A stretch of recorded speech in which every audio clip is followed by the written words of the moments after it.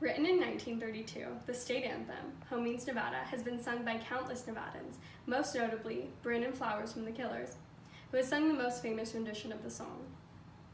The song describes the land of the setting sun where the wind blows wild and free.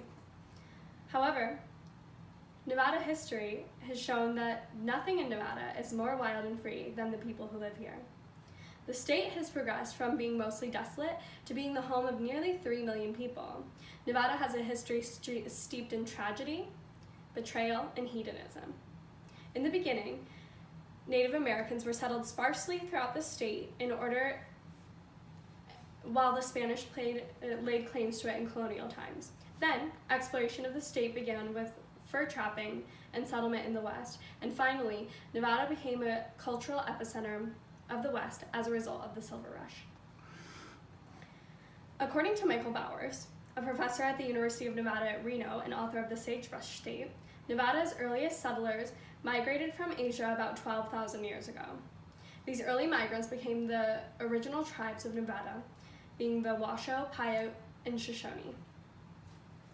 According to Bowers, the Spanish exploration began in 1776 in order to find a shorter route from Mexico to the north.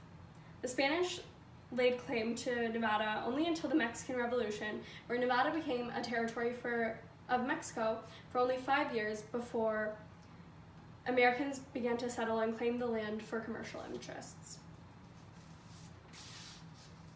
Fur trade was Nevada's first industry, bringing settlers out west in order to expand their fur trapping opportunities.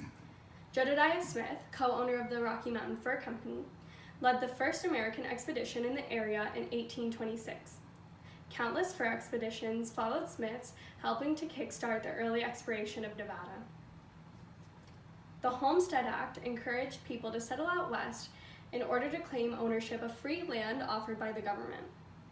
The most infamous of the homesteaders, the Donner Party, left Missouri in spring of 1846 and took an ill-advised cutoff that, according to Bowers, left them far behind schedule. They landed in the Sierra Nevada mountains in the midst of a snowstorm in an area that was treacherous even without the weather conditions that they were experiencing. Only half of their party survived the harsh winter by eating the remains of their less fortunate travel companions. The horrible experience of the Donner Party dissuaded many homesteaders until the discovery of gold in California in 1848, the same year that Nevada became a U.S. territory after the Mexican War. Once gold and silver were discovered in Nevada in 1849, an influx of settlers came to place their stakes on striking gold. The Comstock lode was discovered by a few miners who were told by an infamously foolish man, Henry Comstock, that they'd discovered mines on his land. This was later found to be a lie only after the original miners had mysteriously died and Comstock had sold his stakes in the mine. Local lore suspects that Comstock had a hand in the deaths of the original prospectors. A few years later, a massive lode of gold and silver was discovered in the Comstock mines, making the most millionaires of any mine in history, with profits which, according to Bowers, totaled over $400 million at the time, becoming the most famous gold strike in history. Shortly after this, Henry Comstock turned his revolver on himself and pulled the trigger.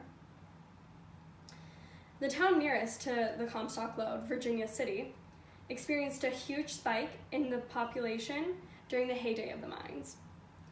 Major railroads connected Virginia City to other hubs as it was a burgeoning cultural center. The large population of miners who'd made a fair amount from their labor in the mines created a market for leisure, namely gambling, drinking, and prostitution, which became and remain some of the state's largest industries.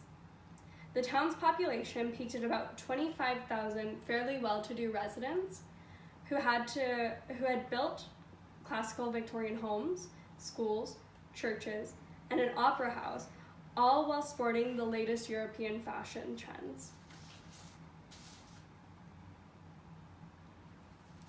While many of the mining towns of yore remain as nothing more than ghost towns, their presence paved the way for the industry and settlement in Nevada that, coupled with legal gambling and prostitution, paved the way for the booming tourist industry that we see in Lake Tahoe and Las Vegas today.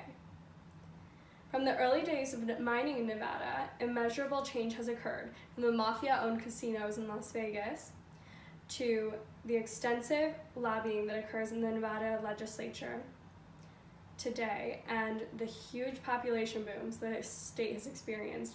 Many Nevadans will never know the history of their state.